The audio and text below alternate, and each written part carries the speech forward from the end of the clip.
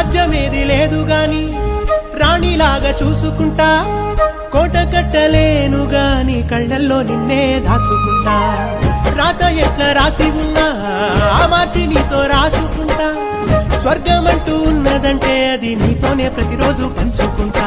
నిన్ను గన్న మీ నాన్న కన్నా అల్లారు ముద్దుగా సాగుకుంటా. నీకు కోపం వస్తే కొంత దూరం ఉంటా, నువ్వు గీత గీస్తే నేను దాటనంటా. కంట నీరు కంటి రెప్ప దాటకుండా కాటుకై కావలుంటా. రాంబాయి నీ మీద నాకు మనసాయనే, ఏనాడు నిన్ను వీడిపోని నీడైతనే.